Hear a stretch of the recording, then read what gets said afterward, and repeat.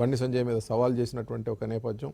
బండి సంజయ్ తోటి ఈ మధ్యకాలంలో కరీంనగర్లో జరిగిన ఒక ఇన్సిడెంట్, దానికి ప్రివిలేజ్ కమిటీకి ఆయన కంప్లైంట్ చేయడం, సిఎస్ డీజీపీ వీళ్ళందరినీ మీద కూడా డీజీపీ అట్లనే లోకల్ కమిషనర్ వీళ్ళందరికీ కూడా నోటీసులు ఇవ్వటం, ఈ స్థాయిలో జరుగుతున్నటువంటి నేపథ్యంలో ఇటు లేఖాస్త్రాలు కూడా మొదలైన ఈ మధ్యకాలంలో వరుసగా తెలంగాణ రాష్ట్రానికి సంబంధించినటువంటి కేసీఆర్ గారు కానీ, కేటీఆర్ గారు కానీ, హరీష్ రావు గారు కానీ, వ్యవసాయ శాఖ మంత్రి కానీ అందరూ కూడా లేఖాస్త్రాలు సంధిస్తూ ఉన్నారు, లేఖలు రాస్తూ ఉన్నారు.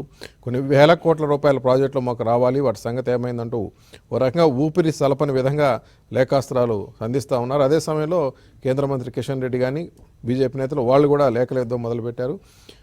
మౌఖికమైనటువంటి విమర్శలు, ఆ తర్వాత లేఖలతోటి యుద్ధం స్టార్ట్ అయిన తర్వాత ఇప్పుడు బాహాబాహి కూడా స్టార్ట్ అయిపోయింది. నేను నిజామాబాద్ జిల్లాలో నందిపేట ప్రాంతంలో అరవింద్ ఎంపీ పర్యటనకు వెళ్తున్న నేపథ్యంలో ఆయన అడ్డుకునేటువంటి క్రమంలో బాహాబాహి దిగటం, బాహాబాహే కాదు అక్కడ దాడులు కూడా జరిగినటువంటి పరిస్థితి. పరస్పర దాడులు జరిగింది. లేదు టీఆర్ఎస్ వాళ్ళు పోలీసులు కలిసి మాపై దాడులు చేశారంటూ అరవింద్ ఫిర్యాదు చేస్తున్న అంశం. లేదు వాళ్ళు వచ్చినందుకు రైతులు పసుపు బోర్డు ఏమైంది, ఆ బాండ్ రాసిచ్చావు కదా దాని సంగతి చెప్పని చెప్పి రైతులు తిరగబడ్డారనేమో లోకల్ ఎమ్మెల్యే జీవన్ రెడ్డి చెప్తున్నటువంటి ఒక పరిస్థితి. కాబట్టి ఒక రకంగా ఎందుకు ఇంత ఉద్రిక్త వాతావరణం, ఇంత యుద్ధ వాతావరణం నెలకొంటా ఉంది రెండు రాష్ట్ర ప్రభుత్వం ఒకటి, అటు కేంద్ర ప్రభుత్వం, రెండు అధికారంలో ఉన్నటువంటి రెండు పార్టీల మధ్య. ఈ అంశాల మీద మాట్లాడదాం. కృషాంక్ గారు టీఆర్ఎస్ అధికార ప్రతినిధి మనతో ఉన్నారు, అట్లనే ప్రకాష్ రెడ్డి గారు బీజేపీ అధికార ప్రతినిధి. ముందుగా ప్రకాష్ రెడ్డి గారితో మాట్లాడదాం. ప్రకాష్ రెడ్డి గారు, ఎందుకో ఇంత యుద్ధ వాతావరణం కనపడతా ఉంది? నేను ఇందా ప్రస్తావించాను, మీరు విన్నారు, మౌఖికంగా విమర్శలు, తర్వాత లేఖలతోటి లేఖాస్త్రాలు అందామా లేఖల యుద్ధం అనుకుందాం, అదొకటి జరుగుతూ ఉంది.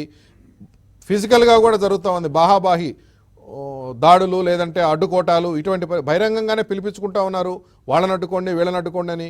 మీ వాళ్ళు బీజేపీ కానీ టీఆర్ఎస్ కానీ అవి కార్యకర్తల దాకా వెళ్ళినట్లున్నాయి. కార్యకర్తలు దాని ఆచరణలో కూడా అమలు చేసి చూపించుకునే పరిస్థితి వచ్చింది.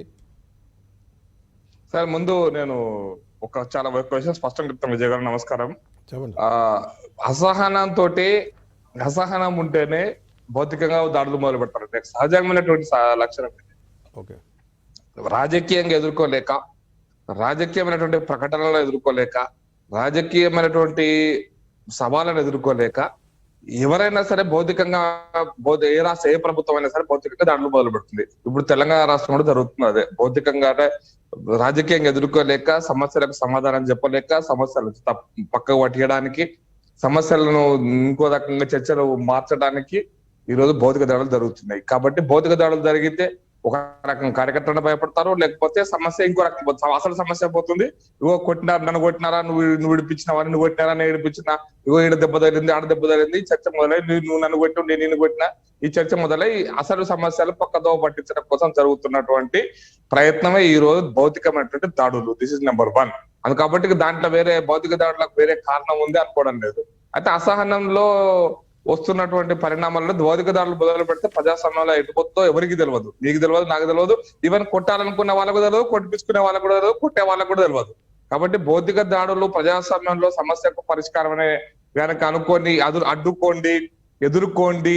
రైతులు కొట్టినారు, నిన్నటి టిఆర్ఎస్ నాయకుల యొక్క ప్రకటన, రైతులు కొట్టినారు. గతంలో కూడా మేము నల్గొండ పోయినప్పుడు నల్గొండలో రైతులు, ముఖ్యమంత్రి స్వయంగా అన్నాడు, రావును టిఆర్ఎస్ కుంటే రైతులు దాడి చేస్తారా, ఎందుకు వచ్చినా పిచ్చని మనం కొడతారు అన్నాడు. అంటే ప్రభుత్వంలో ఉన్నాం సార్ మనం. ఈరోజు భారత 26వ 73వ రిపబ్లిక్ డే జరుపుకొని రాజ్యాంగాన్ని అమలు చేసుకున్న రోజు ఇది. ఈ రోజున రాష్ట్ర ప్రభుత్వం, ప్రజలతో ఎన్నుకోబడ్డటువంటి ప్రభుత్వం, ప్రజల పక్షాన ఉండాల్సినటువంటి ప్రభుత్వం, అన్ని పక్షాలను, అన్ని రాజకీయ పార్టీలు అందరి యొక్క ప్రాణాలను కాపాడాల్సినటువంటి, మానాన్ని కాపాడాల్సినటువంటి, ధనాన్ని కాపాడాల్సినటువంటి ప్రభుత్వము అవు కొడతారు బరాబర్. కానీ ప్రభుత్వాధినేత కూడా అన్న తర్వాత ఇక రాష్ట్రంలో ప్రజాస్వామ్యం ఉందా? ఈ రోజు గుర్తు చేసుకోవడానికి ప్రజాస్వామ్యం ఉందా? రాజ్యాంగం ఇచ్చినటువంటి మౌలికమైనటువంటి అంశాలు ఈ రాష్ట్రంలో ఉన్నాయా? పౌరుల హక్కులు ఉన్నాయా? ప్రజల యొక్క హక్కులు ఉన్నాయా? రాజకీయ పార్టీల యొక్క హక్కులు ఉన్నాయా? ఇవి ఏవి కనపడతలేవండి. అందుకోసం రాజ్యాధినేత ఇక్కడ రాజ్యాంగాన్ని పరిరక్షించాల్సినటువంటి వ్యక్తి ముఖ్యమంత్రి గారే అవు కొడతారు, బరాబర్ కొడతారు. ఎందుకు కొట్టారు? మీరు ఎందుకు పోయి రాడికి? రైతుల మందలికి మాకు తెలియదా? అవు టిఆర్ఎస్ లో రైతులు కూడా ఉంటారు. ఆ రైతులు కొట్టిండ్రు. రైతులు కొట్టిన, శత్రువు కొట్టినా, నక్సలైట్ కొట్టినా, పోలీసు కొట్టినా, ఈ వ్యక్తులు కొట్టినా ప్రజలను కాపాడాల్సిన బాధ్యత ప్రభుత్వం. చట్టపరంగా కేసులు పెట్టాలి. ఎందుకు పోయినవరా బాబు, నువ్వు పోవడం తప్పు, లేదా నువ్వు చేయడం తప్పు అని అది ఎంపీనైనా, ఎమ్మెల్యేనైనా, మినిస్టర్నైనా చట్టపరమైనటువంటి చర్యలు తీసుకోవాలి తప్పిస్తే భౌతిక దాడులకు పురికొల్పడం అంటే ప్రజాస్వామ్యాన్ని కునియడమే ఒక రకంగా ఈ రాష్ట్రంలో ప్రజాస్వామ్యం లేదు అనడానికి నిన్నటి సంఘటన కూడా ఒక ఉదాహరణ, గతంలో కూడా సంఘటన ఉదాహరణ. దాంట్లో పోతుంటే మామూలు కొట్టడం కాదు, రోడ్డు మీద 144 సెక్షన్ ఉంటది, నాకు మేము 20 మంది పోతుంటే 144 సెక్షన్ ప్రతిపక్ష పార్టీ పోతుంటే, వాళ్ళు 200 మంది పోతుంటే నువ్వు 144 సెక్షన్. ఇది ఎక్కడి రాజ్య వ్యవస్థ, ఇది ఎక్కడి ప్రజాస్వామ్య వ్యవస్థ, ఇది ఎక్కడి రాజ్యాంగం అమల్లో ఉన్నట్టు ఈ రాష్ట్రంలో ఇది మనం అర్థం చేసుకోవాలి. కాబట్టి నేను పూర్తిగా రాజ్యాంగం ఈరోజు తెలంగాణ రాష్ట్రంలో రాజ్యాంగ మౌలిక సూత్రాలు విఫలమైనవి. ప్రభుత్వం గణతంత్ర దినోత్సవం రోజు మనం ఈ మాటలు మాట్లాడుకుంటా ఉన్నాం. గణతంత్ర దినోత్సవం సందర్భంగా రాజ్యాంగం అమల్లోకి వచ్చినటువంటి రోజున రాజ్యాంగం పూర్తిగా విఫలమైంది రాష్ట్రంలో. ఒక పార్లమెంట్ సభ్యుడి పైన, శాసనసభ్యుల పైన భౌతికమైన దాడులు చేయడం అంటే రాజ్యాంగాన్ని పూర్తిగా తుంగల దొక్కేటువంటి ప్రయత్నం కూడా ప్రభుత్వం నుంచే జరుగుతుంది. ప్రభుత్వ యంత్రాంగం అంటే దాంట్లో పోలీస్ వ్యవస్థ ఉంటది, రెవెన్యూ వ్యవస్థ ఉంటది, లా అండ్ ఆర్డర్ వ్యవస్థ ఉంటది, అన్ని మెజిస్ట్రేట్ వ్యవస్థ ఉంటది, ఎగ్జిక్యూటివ్ మెజిస్ట్రేట్ వ్యవస్థ ఉంటది, అన్ని ఉంటాయి. కానీ ఈ పరిస్థితి రావడానికి ముఖ్యంగా ఈ రాష్ట్రంలో రావడానికి రాష్ట్ర ప్రభుత్వం, ముఖ్యంగా రాష్ట్ర అధినేత యొక్క ప్రోద్బలమే కారణము, మంత్రుల యొక్క ప్రోద్బలం కూడా కారణం అనేటువంటిది వేరే ఏం లేదు. వాళ్ళ శాసనసభ్యులు కూడా చెప్తున్నారు, రైతులు కొడతారా, రైతులు అడ్డం పడతారు, నువ్వు పసుపు బోర్డు దేనందుకు అంటే, పసుపు బోర్డు దేనందుకు రైతులు కొడతారా? రైతులు కొడితే అరెస్ట్ చేయవను, కొడితే నీ పోలీసులు ఏం మ్యాన్ చేస్తారు? ఎవరి మీద కేసు పెడతావు? కొట్టిన మీద కేసు పెడతావా, కొట్టిపించిన మీద కేసు పెడతావా? కొట్టిన మీద కేసు పెట్టి అరెస్ట్ చేయబడారు. రైతులా, మనుషులా, లేదా కార్యకర్తలా, ఇంకొకలా తెలుస్తుంది కదా మీకు. కానీ అదే వాళ్ళని మాత్రం అరెస్ట్ చేయం, పారిపోయినాడు, దొరకలేదు, అబ్స్కాండింగ్. ఈ వ్యవస్థ ఎట్లా వస్తుంది? కొట్టడం అనేది, కొట్టిపోయడం అనేది కరెక్టా? రైతులు కొట్టినారనే ప్రకటన చేయడం ఒక పొలిటికల్ పార్టీ, ఒక రాజకీయ పార్టీకి, ఒక రాజ్యాంగబద్ధంగా ఎన్నుకోబడిన ప్రజాప్రతినిధులకు అది మంచి పద్ధత?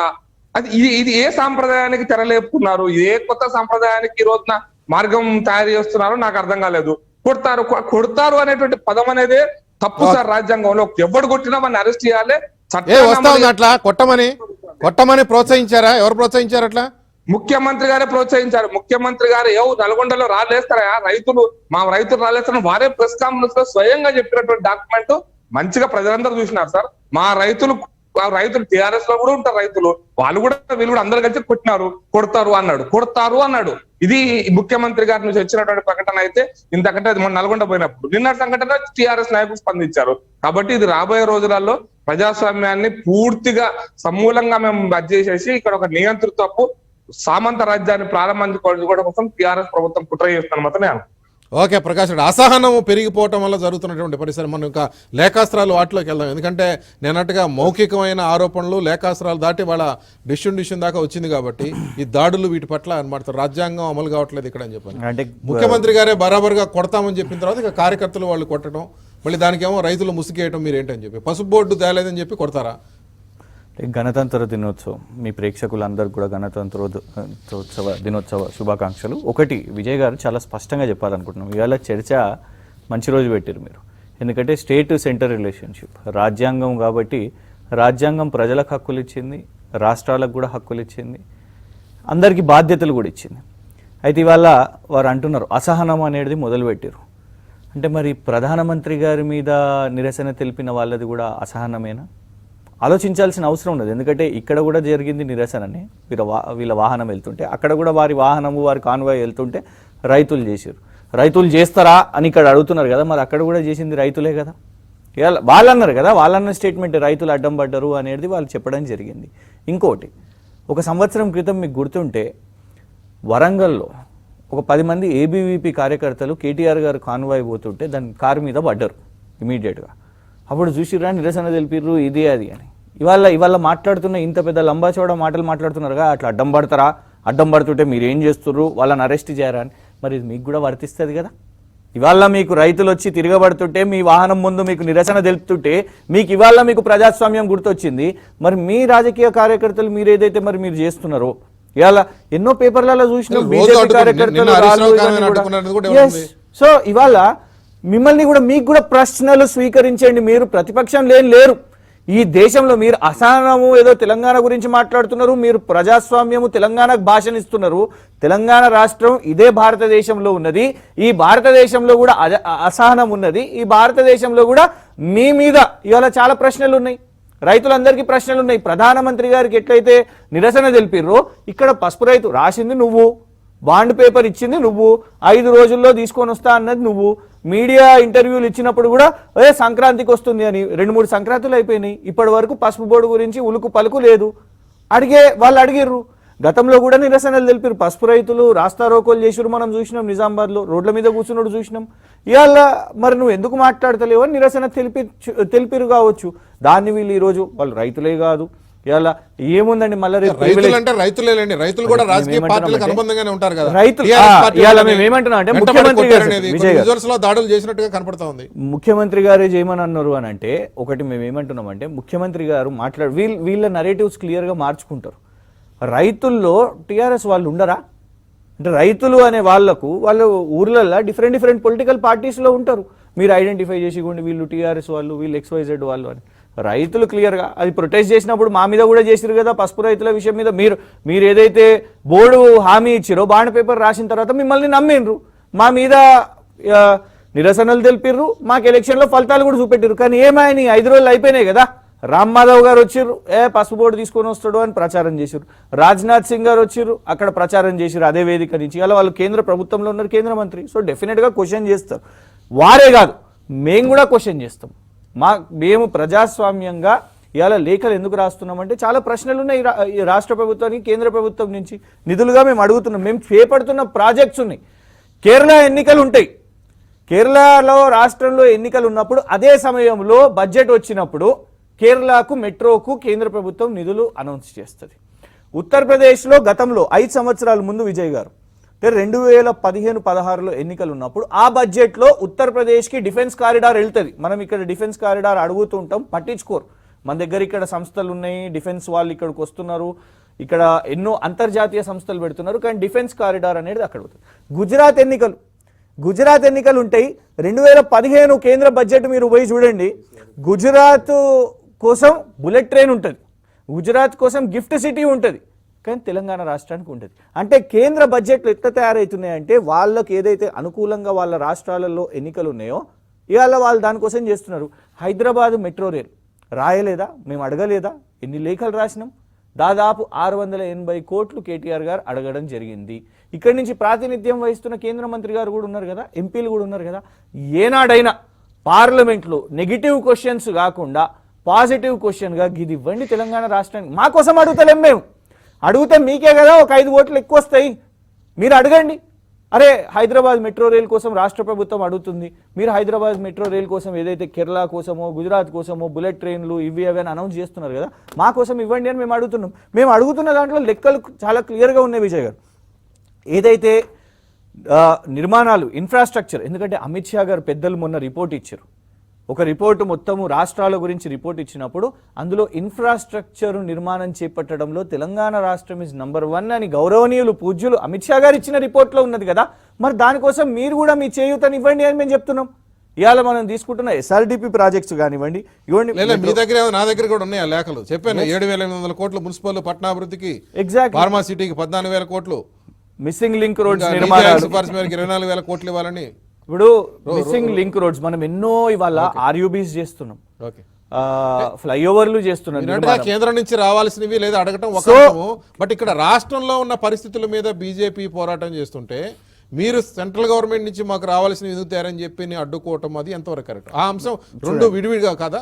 అది కరెక్టే, మీరు అడగొచ్చు. బట్ రాష్ట్రంలో ఉన్న పరిస్థితుల మీద ఆందోళన చేస్తున్నప్పుడు కేంద్రంలోంచి మీరు నిధులు తీసుకురారా అనే అటాక్ అనేది పొలిటికల్ అటాక్ అవుద్దా, లేకపోతే ఒరిజినల్ గా మనం ఇప్పుడు వాళ్ళు ఇక్కడ రాజకీయం చేస్తున్నారు అంటే వాళ్ళు ప్రతిపక్షమో లేకుంటే వాట్ ఎవర్ వాళ్ళ రోల్ ఏంటిదో వాళ్ళు నిర్ణయించుకోవాలి. వాళ్ళు రేజ్ చేయడంలో తప్పు లేదు. కానీ మేమేమంటున్నామంటే ఇక్కడ పని చేస్తున్న వాళ్ళని మీరు క్వశ్చన్ చేస్తున్నారు కదా, ఈ పనిలో మీ కాంట్రిబ్యూషన్ ఏమున్నది అని మేము అడుగుతున్నాం. ఇలా హైదరాబాద్లో మీరు రాజకీయాలు చేస్తారు, GHMC మీద దాడి చేశారు, GHMC ఆఫీస్ని పోయి మొత్తం ధూమ్ ధామ్ దాన్ని ఇరగొట్టారు. మరి ఆ GHMC మీద మీరు మమ్మల్ని పొద్దున్న లేస్తే క్వశ్చన్ అని అడుగుతారు, ఏమైందా 10,000 రూపాయలు ఆపేసిరా మీరు అనేసి. మీకు గుర్తుంటే వీఆర్ ఆన్ రికార్డ్, GHMC ఎన్నికల ఫలితాల తర్వాత కూడా ఈ సేవ ద్వారా 10,000 రూపాయల పంపిణీ జరిగింది. కానీ మేము అడగొద్దా విజయ్ గారు? నేషనల్ డిజాస్టర్ రిలీఫ్ ఫండ్ ఇగోండి, ఇది మొన్న జస్ట్ డిసెంబర్ లాస్ట్ సెషన్ పార్లమెంట్లో నేషనల్ డిజాస్టర్ రిలీఫ్ ఫండ్, ఎందుకంటే హైదరాబాద్ వరదలు ఎట్లొచ్చినాయో అందరు చూసారు, ఇప్పటి వరకు ఒక్క పైసా రాలేదు విజయ్ గారు. కమిటీలు వాళ్ళని అడిగితే మన కేంద్ర మంత్రి గారు కిషన్ రెడ్డి గారిని మనం అడిగినాం, సార్ కొంచెం ఇప్పియండి పెద్ద ఆయన అని అడిగితే కమిటీలు వస్తున్నాయి, కమిటీ అసెస్మెంట్ చేస్తారని. సార్ 2 సంవత్సరాలు అయిపోయింది, ఇప్పుడు 2022లో ఉన్నాం, ఒక్క పైసా రాలేదు. ఇది నేను చూపెడుతున్నది లోక్సభ డాక్యుమెంట్. ఇందులో తెలంగాణ రాష్ట్రానికి వచ్చిన ఒక్క పైసా మీరు నేషనల్ డిజాస్టర్ రిలీఫ్ ఫండ్కి చూపెట్టండి.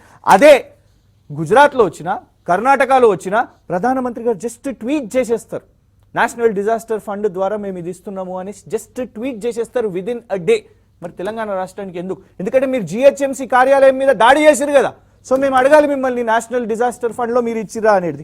ఇవాళ మేము టెక్స్టైల్ పార్క్ గురించి అడుగుతున్నాం. ఎందుకంటే కేటీఆర్ గారు టెక్స్టైల్ మంత్రిగా ఉండి మన దగ్గర చేనేతల సమస్య నుంచి మనం ఎట్లా రివైవ్ అయినామో మనం చూసి 2014 నుంచి ఎంతమంది టెక్స్టైల్ మినిస్టర్స్ ఉన్నా, స్మృతి ఇరానీ గారు ఉండే, పీయూష్ గోయల్ గారిని అడిగినాం, ప్రధానమంత్రి గారిని అడిగినాం, మీరు అయ్యా మాకు ఒక మెగా టెక్స్టైల్ పార్క్ ఇవ్వండి అనేది మనం అడిగినాం. ఆ మెగా టెక్స్టైల్ పార్క్ ఇప్పుడు వాళ్ళు టేకప్ చేసారు. 7 మెగా టెక్స్టైల్ పార్క్స్ వాళ్ళు ఇచ్చిర్రు, తెలంగాణ రాష్ట్రానికి ఇవ్వలేదు. ఎందుకంటే మీది టైం బౌండ్ కదా, మీది ఇంకో 2 సంవత్సరాలు అయితే మీది కూడా అయిపోతుంది, సెకండ్ టర్మ్. మరి టెక్స్టైల్ పార్క్ మీరు తెలంగాణ రాష్ట్రానికి ఇవ్వాలి కదా. ఇట్లాంటి ఈవెన్ రైల్ కోచ్ ఫ్యాక్టరీ విషయం మీద వాళ్ళు ఏమంటారు, చేతులు దులుపుకున్నాం, కాంగ్రెస్ వాళ్ళు జస్ట్ ఫీజిబిలిటీ అన్నారు, ఫీజిబిలిటీ లేదు ఇప్పుడు అని చెప్తారు వీళ్ళు బీజేపీ వాళ్ళు. మరి లాతూర్కి 3 నెలల్లో 2018 మహారాష్ట్ర ఎన్నికలు, అసెంబ్లీ ఎన్నికల కంటే ముందు దేవేంద్ర ఫడ్నవీస్ గారు ఉన్నప్పుడు 3 నెలల ముందు రైల్ కోచ్ ఫ్యాక్టరీ అని అంటారు. ఆ రైల్ కోచ్ ఫ్యాక్టరీకి ఫీజిబిలిటీ ఉంటుంది, దాని ఎస్టాబ్లిష్మెంట్ మీద కూడా ఉంటుంది. కానీ అదే పార్లమెంట్లో దానికంటే ముందు ఏమని సమాధానం చెప్పారు తెలుసా? మన తెలంగాణ గురించి రైల్ కోచ్ ఫ్యాక్టరీ అడిగితే in the house of the parliament వాళ్ళు ఏమన్నారంటే ఇక మీద రైల్ కోచ్ ఫ్యాక్టరీలు అవసరం లేదు అని చెప్తారు. కానీ చూస్తే కట్ చేస్తే తెలంగాణకు రాదు, లాతూర్కి రైల్ కోచ్ ఫ్యాక్టరీ వస్తుంది. ఇట్లా చాలా ఈవెన్ మన కేసీఆర్ కిట్ కానివ్వండి, మెడికల్ కాలేజెస్ విషయం మీద 157 మెడికల్ కాలేజీలు దేశవ్యాప్తంగా వాళ్ళు ఇచ్చుకున్నారు. తెలంగాణ రాష్ట్రానికి ఒక్క medical college, no new medical college sanction to Telangana under central scheme. ఇది పార్లమెంట్లో చెప్పిన సమాధానం కదా. ఈ అంశాలు మాట్లాడదాం, ఇవి మేము రేస్ చేయడం తప్ప విజయ్ గారు? మేము మాట్లాడుతున్నాం, చూడండి మీకేముంది. మీ ఫస్ట్ పాయింట్, మీరు గోవాలో మొన్న ఉదాహరణ చెప్తా, 2 దంపతులు భార్యాభర్తలు, ఒకళ్ళు మళ్ళీ ఇంకొకరు భార్యాభర్తలు, అంటే టోటలీ 4 టికెట్స్ మీరు కుటుంబాలకు ఇస్తారు, భార్యాభర్తలకు ఇస్తారు. కానీ ఇక్కడికి వచ్చి మీరు కుటుంబ పాలన, కుటుంబ రాజకీయం, రాజ్నాథ్ సింగ్ గారు అబ్బాయి, ఇవన్నీ అంటే what is there primary agenda అని నేను అడుగుతున్నా. ఇక్కడికి వస్తారు, రోజు డైలాగ్, ప్రతి బీజేపీ నేత స్పీచ్ లో ఏమని ఉంటుంది, ముఖ్యమంత్రి గారిని జైల్లో వేస్తామని. మీరు సెంటర్లో ఉన్నారు, మమ్మల్ని బెదిరించగలుగుతారు, మీరు బెదిరిస్తారు. మేము అడుగుతున్నది ఇష్యూస్ కదా. నేను మాట్లాడుతున్నది రోడ్ల కోసమో, హైదరాబాద్ మెట్రో రైల్ కోసమో, వరదలు వచ్చినప్పుడు సహాయమో, లేకుంటే మెడికల్ కాలేజో, లేకుంటే ఐటీఐ, బెంగళూరు, హైదరాబాద్ రెండింటినీ రద్దు చేసేసిర్రు. మేము అడుగుతున్నాం, పునరుద్ధరణ చేయండి, ఇక్కడ 25 లక్షల ఉద్యోగాలు వస్తాయి, లేదు రైల్ కోచ్ ఫ్యాక్టరీ ఇవ్వండి, టెక్స్టైల్ పార్క్ ఇవ్వండి. ఇవన్నిటిని అడగడం తప్ప. ఇంకోటి, ఇవన్నీ పక్కన పెడితే మనం రిజర్వ్ బ్యాంక్ ఆఫ్ ఇండియా, ఎందుకంటే వీళ్ళు బద్నాం చేస్తారు, అప్పులు చేస్తారు, ఇవి అవి అనేది. రిజర్వ్ బ్యాంక్ ఆఫ్ ఇండియా మొన్న కేస్ స్టడీలో చెప్పింది, తెలంగాణ విషయం మీద దాన్ని ఫిజికల్ డిసిప్లిన్ బ్రహ్మాండంగా ఉంది అని చెప్పింది రిజర్వ్ బ్యాంక్ ఆఫ్ ఇండియా. ఏది ఇక్కడ మన ప్రతిపక్షాల్లో ఉన్న ఫైనాన్షియల్ ఎక్స్పర్ట్స్ కాదు, బీజేపీలో ఉన్న రఘురామరాజన్ గారు కాదు, లేకుంటే కాంగ్రెస్ పార్టీలో ఉన్న ఇంకేదన్నా ఫైనాన్షియల్ ఎక్స్పర్ట్ కాదు. Reserve bank of India has called the financial discipline మనకి ఏ గ్రేడ్ ఇచ్చింది. కాళేశ్వరం మీద ఇక ఏడుపు నిత్యం జరిగింది, అవినీతి జరిగింది, ఇది అదే అని. మొన్న కాళేశ్వరం మీద దానికి ఏ గ్రేడ్ ఇవ్వడం జరిగింది, దానికి చెందిన కేంద్ర ప్రభుత్వ సంస్థనే కదా, ఆర్ఈసీ వాళ్ళే ఇవ్వడం జరిగింది. సో మేము మాట్లాడుతున్నది what we are talking is issues, what you are talking is politics. Okay, Prakash Reddy గారు చాలా ప్రశ్నలు సంధించారు. ఇందాక లేఖాస్త్రాలన్నా ఆ లేఖాస్త్రాలను మళ్ళీ ప్రశ్నల రూపంలో సంధిస్తున్నారు కిషాన్ గారు. ప్రకాష్ రెడ్డి గారు అయితే కొడతారా అంటున్నా. లాండ్ ఆర్డర్, శాంతి భద్రత పరిరక్షించాల్సిన రాష్ట్ర ముఖ్యమంత్రి టిఆర్ఎస్ రైతులు నిండొచ్చు, బీజేపీ రైతులే ఉన్నారనుకో, కొడతావా? బీజేపీ వాళ్ళు కుట్టుకుంటే కూడా నువ్వు కంట్రోల్ చేసిన బాధ్యత రాష్ట్ర ప్రభుత్వాలండి. ఈ మాత్రం రాజ్యాంగం, ఈ రోజు రాజ్యాంగం అమలు చేసిన రోజు కదా. రాజ్యాంగం ఏం చెప్తుంది, శాంతి భద్రతను కాపాడాల్సిన 100కి 100% బాధ్యత రాష్ట్ర ప్రభుత్వాన్ని. అయితే కొడతావా? ఎంపీలను కొడతావు, ఎమ్మెల్యేలను కొడతావు, కార్యకర్తలను కొడతావు, పొడుస్తావు, చంపుతావు, బస్ ర్యాలీలను కొడతావు. రైతులు కొడితే కూడా నువ్వు అరెస్ట్ చేయాలి, రైతులు అని చెప్తే కూడా నువ్వు అరెస్ట్ చేయాలి, రైతుల మీద కూడా చర్యలు తీసుకోవాలి. ఇన్ కేసు కొడితే భౌతికంగా ఎవరు దాడులు చేసినా అందుట్లో విఫలమైనటువంటి రాష్ట్ర ప్రభుత్వం అంటున్నాయి. ఎస్, రాజ్యాంగాన్ని ఈ రోజు రాజ్యాంగం మనం అమలు చేస్తున్న రోజున ఈ రాష్ట్రంలో రాజ్యాంగం పూర్తిగా విఫలమైంది. కేసీఆర్ నాయకత్వంలో టీఆర్ఎస్ ప్రభుత్వం రాజ్యాంగాన్ని తుంగలో దొక్కింది, నాశనం చేసిందని చెప్పడానికి నేను ఒక పని వెనుకపోతే కొడతావా? ఆ కసుపు బోర్డు ఇదేలే, అది ఏమి తెలియదండి తెలంగాణకి, ఏమి ఇవ్వలేదు, ఏమి ఇచ్చారో నేను చెప్తా లెక్క, ఏమి ఇవ్వలేదు, కొడతావా? అందుకోసం చెప్తున్నా, అసహనంతో చేస్తున్నటువంటి దుర్మార్గపు చర్యలను తిప్పికొట్టడానికి రాష్ట్ర ప్రభుత్వం బాధ్యత వహించాలి. రాబోయే రోజుల్లో జరగబోయేటువంటి పరిణామాలకు ఇది ఒక దుర్మార్గపు యుద్ధ వాతావరణాన్ని తెలంగాణ తీసుకొచ్చినారు. ఈ యుద్ధానికి మూలం, ఈ యుద్ధానికి ప్రారంభించింది, యుద్ధానికి శంఖాన్ని పొరిచింది టిఆర్ఎస్ ప్రభుత్వం. ఈ రోజు రాజ్య వ్యవస్థ అనే ప్రభుత్వమే ఈ రోజు యుద్ధాన్ని ప్రారంభించి ఒక రకంగా హింసను ప్రేరేపిస్తుంది. ఇది రాజ్యాంగ విరుద్ధము. ఈ రోజు దేశం అంబేద్కర్ గారు చూస్తే ఆ అంబేద్కర్ గారి గౌరవాన్ని కూడా మీరు తీసేసినారు. వదిలిపెట్టండి. నెంబర్ 1. నెంబర్ 2, మీరు అడిగారు కాబట్టి చెప్తున్నాను, వరుసగా చెప్తాను నేను. నిన్న కాళేశ్వరం ప్రాజెక్టు గురించి ఏ గ్రేడ్ ఇచ్చారా? ఎవరిచ్చారండి? ఎవరిచ్చారు? భారతదేశంలో ఉన్నటువంటి పవర్ ఫైనాన్స్ కార్పొరేషన్ అత్యధిక నిధులు అప్పు తీసుకున్నటువంటి ఏ గ్రేడ్ అంటే 100 కోట్ల అప్పు తీసుకున్నటువంటి ఏ గ్రేడ్ ఇస్తే 100 కోట్ల అప్పు తీసుకున్నటువంటి ప్రాజెక్ట్ అది. దానికి ఏ గ్రేడ్ ఇచ్చారు? అప్పు తీసుకున్నందుకు పవర్ ఫైనాన్స్ కార్పొరేషన్ ఇచ్చినటువంటి ఏ గ్రేడ్ అది. కేంద్ర ప్రభుత్వం ఇవ్వలే, అది కేంద్ర ప్రభుత్వం అధీనంలోని సంస్థ. నా దగ్గర ఎక్కువ అప్పు తీసుకున్న ఎవరు అంటే పలానా ప్రకాష్ రెడ్డి. ఈయన పెద్ద అప్పు ఎవరు తీసుకున్నట్టు ఈయన తీసుకున్నా లెక్క చెప్పడానికి ఇచ్చినటువంటి ప్రాజెక్ట్ అది. మరి అది ప్రతిదాన్ని ఇట్లాంటి లెక్కలు చెప్పడం అనేటువంటిది అది అలవాటు అయిపోయింది టిఆర్ఎస్ పార్టీ వల్ల, నాయకులకు, టిఆర్ఎస్ కు, వ్యవస్థకు అలవాటు అయిపోయింది కాబట్టి చెప్తున్నా. నెంబర్ 1, నిన్న కిషన్ రెడ్డి గారు ఉత్తరం రాశారు రైలు, మెట్రో రైలు గురించి మర్చిపోయాం. అసలు ముందు మెట్రోతోనే స్టార్ట్ చేద్దాం. హైదరాబాద్ మెట్రో రైలు కేంద్ర ప్రభుత్వం నిధులు ఇవ్వాలన్నా? రాష్ట్ర ప్రభుత్వము అంటే ఇష్యూ లేనే లేదా? రాష్ట్ర ప్రభుత్వం ఏం చేయాలి, కేంద్ర ప్రభుత్వం ఏం చేయాలి, ఎల్ఎన్టీ వాళ్ళు ఏం చేయాలి? 3 నిర్దేశించారు కదా ఎప్పుడో కాంగ్రెస్ ప్రభుత్వ కాలంలో. మరి రాష్ట్ర ప్రభుత్వం ఇచ్చినటువంటి డబ్బులు, కేంద్రం ఇచ్చిన డబ్బులు మేము 500 కోట్లు ఇచ్చాం భూసేకరణకి, లేదా పెట్టుబడి కేంద్ర ప్రభుత్వం యొక్క గ్రాంట్ గా. దీన్ని మీరు ఎక్కడైనా యూటిలైజేషన్ సర్టిఫికేట్ చూపించారా? నేను ఎగ్జాంపుల్ చెప్తున్నా విజయ్ గారు. అన్ని మీరు టిఆర్ఎస్ నాయకులు చెప్తున్న ప్రతి ప్రాజెక్ట్ లో కూడా ఇటువంటి దుర్మార్గం ఉందని చెప్పడానికి ఒక్క ఉదాహరణ చెప్తా. నేను చెప్పింది కాదు, మీరు చెప్పింది. మీరు ఆర్టీఐ కింద మీరు ఇచ్చినటువంటి రిపోర్ట్. తెలంగాణలో పేదలకు ఇండ్లు 2,91,100 కేంద్రం శాంక్షన్ చేసింది. 560 కోట్లు, 530 కోట్లు రాష్ట్ర ప్రభుత్వానికి, 1,300 కోట్లు కేంద్ర ప్రభుత్వం ఇచ్చింది. 6,000 కోట్లు, 7,000 కోట్లు మేము ఏడుకో నుంచి అప్పు తీసుకున్నాం. ఇగో మేము ఇప్పటికే 105,000 ఇండ్లు కట్టినాం. ఇంకా 1,00,000 ప్రాసెస్లు ఉన్నాయి. ఈ 2 సంవత్సరాల లోపల మొత్తం 2,91,000 ఇండ్లు పూర్తి చేస్తాం అన్నారు. ఇచ్చినవన్నీ అంటే 10,000 ఇచ్చినామన్నారు. ఎందుకు ఇవ్వలేదు అంటే గ్రామ సభలు జరగలేదు. 2 సంవత్సరాల నుంచి మా గ్రామ సభలు జరుగుతలేవు కాబట్టి గ్రామ సభలు జరిగితేనే కానీ లబ్ధిదారుల నిర్ణయం జరగదు కాబట్టి లబ్ధిదారుల నిర్ణయం చేసినక్కడే మేము ఇస్తాము అన్నారు. ఇది నేను ఆర్టీఐ రిపోర్ట్, నేను ఇంత స్పష్టంగా వాళ్ళు ఇచ్చిన రిపోర్ట్. మీరు డబుల్ బెడ్రూమ్ ఇళ్లకు మీరు మొదలు ఇచ్చిందేమో కలెక్టర్ ప్రార్థిస్తాడని అయిపోయింది స్టోరీ. 10,000 ఇల్లు కట్టారు. మరి ఇప్పుడు ఈ కేంద్రం ఇచ్చిన నిధులు ఎక్కడ ఉన్నాయి? రాష్ట్ర ప్రభుత్వం అడుకొని తీసుకున్న అప్పు ఎక్కడ ఉంది? మరి మీరు ఇచ్చిన నిధులు ఎక్కడ ఉన్నాయి? ఇవన్నీ కలిపి 3 ఆర్టీ పనుల స్టోరీ ఉంటుంది చూసారు. ఒకటి తిరిగి 2 చూపించి ఇదే అదే ఇదని చూపించేటువంటి ప్రయత్నంలో మొత్తం నిధులను దుర్వినియోగం చేస్తున్నటువంటి ప్రభుత్వం ఏదన్నా ఉంది అంటే అది మొత్తం ఈ తెలంగాణ రాష్ట్ర ప్రభుత్వం. భారతదేశంలో ఏ ప్రభుత్వం కూడా ఇంత దుర్మార్గపు నిధుల యొక్క డైవర్షన్ చేయలేదు. నేను ఇంకా ఖాదీ అండ్ విలేజ్ ఇండస్ట్రీస్ లేకపోతే నెహ్రూ యువ కేంద్రం ఇంకా నేను ఒక 100 ఇస్తా. ఎక్కడైనా సరే కేంద్రం నుంచి మీకు ఇంకా ఎగ్జాంపుల్ మెడికల్ అండ్ హెల్త్ ఉంది. మెడికల్ అండ్ హెల్త్ లో ఈ రోజున మొత్తం వ్యాక్సినేషన్ తో సహా ఏదో కేంద్ర ప్రభుత్వం ఇస్తుంది మొత్తం. అంటే నేను మళ్ళీ బీజేపీ ప్రభుత్వమా కాంగ్రెస్ ప్రభుత్వమా కేంద్రంలో ఏదుందని చెప్పట్లే. కేంద్ర ప్రభుత్వం ఇస్తుంది. కేంద్ర ప్రభుత్వంలో ముఖ్యమంత్రి కాకుండా ముఖ్యమంత్రికి ఎంత గౌరవం ఇవ్వాలి, ప్రధానమంత్రికి అంతే గౌరవం ఇవ్వాలి. మీరు ఇవ్వరు. మరి మీరు ఏం చెప్తారండి? అన్ని వెంటిలేటర్స్ కేంద్ర ప్రభుత్వం ఇస్తుంది, ఆక్సిజన్ ప్లాంట్స్ కేంద్ర ప్రభుత్వం ఇస్తుంది, ఆక్సిజన్ కేంద్ర ప్రభుత్వం ఇస్తుంది, మీకు హాస్పిటల్ ఇవి కూడా అన్ని టీకాలు కూడా కేంద్ర ప్రభుత్వం ఇస్తుంది, సిరంజ్ నీళ్లు కూడా ఇస్తుంది. మరి కేంద్ర ప్రభుత్వం వచ్చి మీరు ఒక మాట కూడా చెప్పారు కదా, ఇవి ఇచ్చిందని చెప్పరు. మీరు ఇవ్వలేదని కాదు, ఇవ్వలేదనేటువంటి ఒక అబద్ధాన్ని చెప్తారు. నేను నెంబర్ 3 నేను ఇంకో అన్నిటికన్నా ఇంట్రెస్ట్ మీకు మొదటి నుంచి చెప్తున్నాను. దేశంలో కేంద్ర ప్రభుత్వం విత్తనాల సబ్సిడీ నుంచి మీరు డిజాస్టర్ అన్నారు కాబట్టి ఇక్కడ డిజాస్టర్ మేనేజ్మెంట్ లో కూడా ప్రతి సంవత్సరము డిజాస్టర్ మేనేజ్మెంట్ కు నిధులు ఉంటాయి విజయ్ గారు. ప్రతి సంవత్సరం నిధులు ఉంటాయి.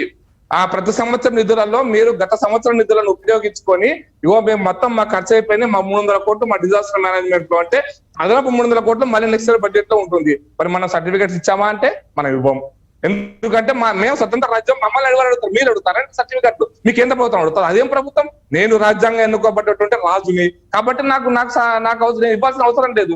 ఈ స్థాయిలో మాట్లాడతారండి. అందుకోసం నిధులు రావట్లేదు. ఎందుకంటే హౌసింగ్ చెప్పినా కదా, హౌసింగ్ అనేటువంటిది తెలంగాణ రాష్ట్రంలో దేశమంతా 22 కోట్ల పైచీలకు ఇండ్లు, మన పక్క రాష్ట్రంలో 20 లక్షలు 30 లక్షల ఇండ్లు పూర్తి అయితే, చంద్రబాబు నాయుడు కాలంలో 16 లక్షల ఇండ్లు పూర్తి, ఇప్పుడు 6 లక్షల ఇండ్లు పూర్తి అవుతుంటే మన రాష్ట్రంలో 291,000 ఇండ్లు గత 2014 నుంచి 2021-23 దాకా పూర్తి అవుతాయి.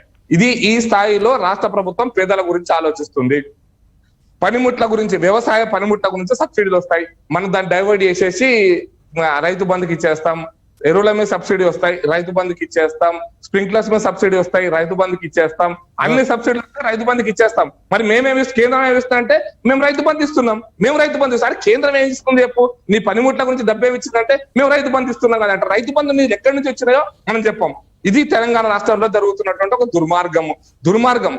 అందుకంటే మొన్న కిషన్ రెడ్డి గారు లేఖ రాశారు అందుకోసమనే. మీరు ఏ రైల్వే ప్రాజెక్టులో ఎక్కడెక్కడ ఇప్పటిదాకా ఎంత మీరు MMTS 2వ ఫేజ్ యాదగిరిగుట్ట దాకా అన్నారు, నిధులు ఇవ్వలే రాష్ట్ర ప్రభుత్వం, భూసేకరణ చేయదు. అనేకమైనటువంటి జాతీయ రహదారుల విషయంలో కూడా భూసేకరణ చెయ్యదు ఈ రాష్ట్ర ప్రభుత్వం. భూసేకరణ చేయడానికి ఆపుతుంటది, మరి ప్రాజెక్టులు మాత్రం లేట్ అవుతాయని చెప్పి గొగ్గోలు పెడుతుంటారు. ఇవన్నిటికంటే మీరు ఇంతకుముందు చెప్పారు కాబట్టి చెప్తున్నా, అన్ని ఒక్కొక్క డిజాస్టర్ మేనేజ్మెంట్ తో సహా, ఈ రాష్ట్రంలో వ్యవసాయానికి ఇచ్చే సబ్సిడీలతో సహా, ఈ రాష్ట్రంలో మన వ్యవసాయం కోసం కూడా ఇన్పుట్ సబ్సిడీ ఇవ్వాలా. ఇన్పుట్ సబ్సిడీ మనం ఎందుకు ఇయ్యము? ఫసల్ బీమా యోజన మనం అమలు చేయము ఈ రాష్ట్రంలో. కానీ మేము అన్ని చేస్తున్నాం. రైతులకు పసుపు బోర్డు ఇవ్వలేదు, కానీ వేల కోట్ల రూపాయలు మీరు పసుపు బోర్డు ఒక 10 కోట్ల ముచ్చటాది, అది ఇంకోటి స్పైస్ బోర్డు పెట్టాది వేరే విషయం. మీరు ఈ రాష్ట్రంలో 2015 తర్వాత ఫసల్ బీమా యోజన కింద ఎన్ని డబ్బులు రైతులకు ఇవ్వాలని లెక్క తెలుసా? కేంద్రం ఇచ్చిన తర్వాత కూడా ఆఖరికి నిన్నాక మన ఒక 15 రోజుల కింద మహబూబ్నగర్ జిల్లాలో 67 కోట్ల రూపాయలు 5 సంవత్సరాల తర్వాత 5 సంవత్సరాల తర్వాత 67 కోట్ల వాల్యూ ఎంత? మీకు 5 ఏళ్ల కింద 67 కోట్ల వాల్యూ ఈరోజు ఎంత ఉంటుందో విజయ్ గారు మీరు తెలుసుగా లెక్క చెప్పండి.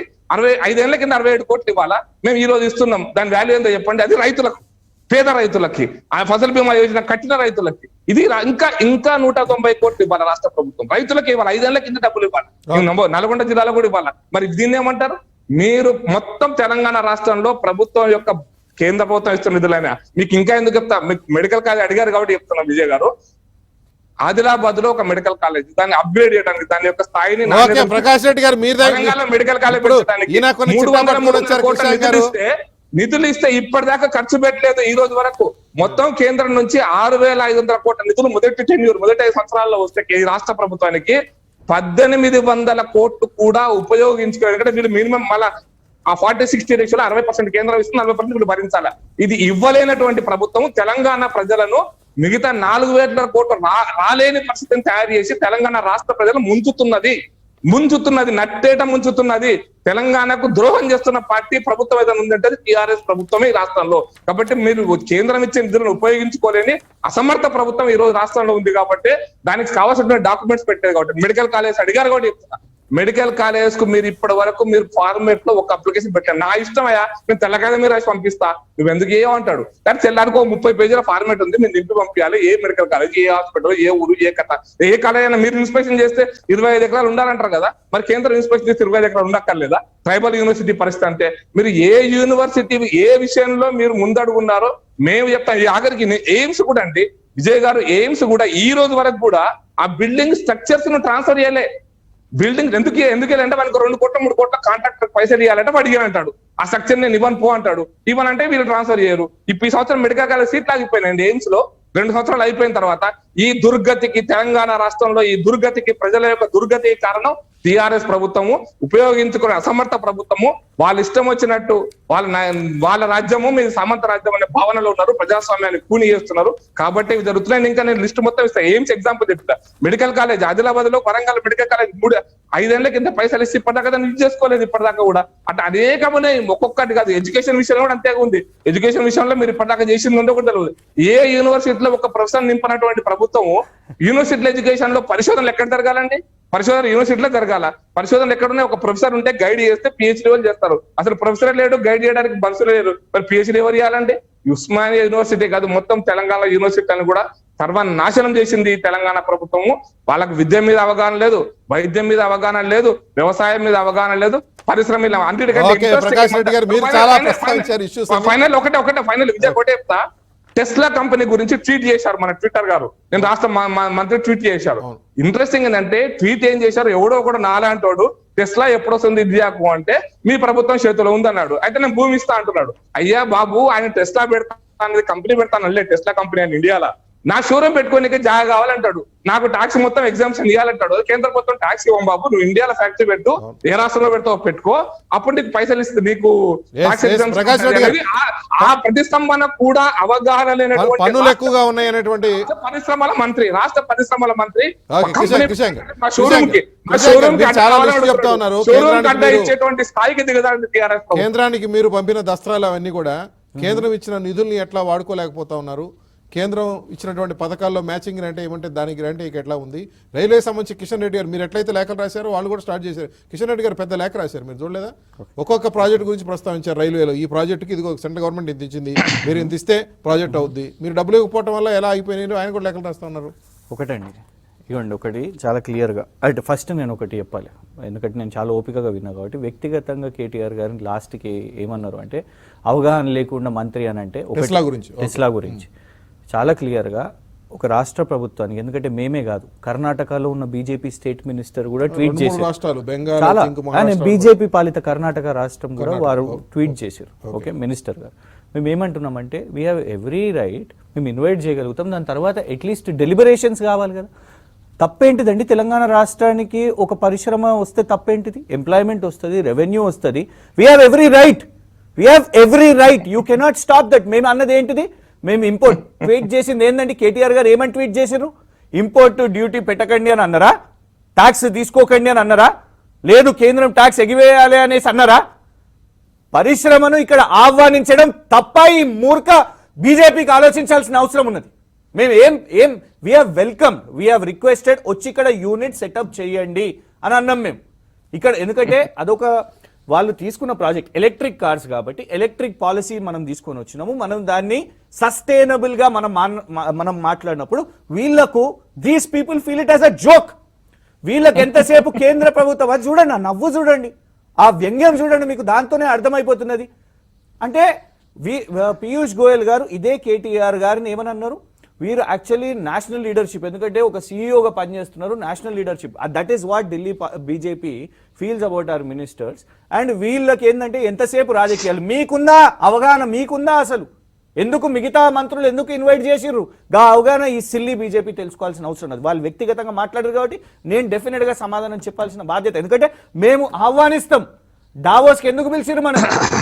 లేకుంటే గ్లోబల్ ఎకనామిక్ సమిట్ ఎందుకు పిలిచిరు మనను? ఇవాళ ఎందుకు అంతర్జాతీయ సంస్థలు వస్తున్నాయి? రేపో మాపో అఫీషియల్ కన్ఫర్మేషన్ మైక్రోసాఫ్ట్ నుంచి కూడా రాబోతున్నది. 15,000 crores వాళ్ళు వచ్చి ఇక్కడ పెట్టుబడి పెట్టబోతున్నారు. మీకు మాట్లాడే సోయి ఉన్నదా?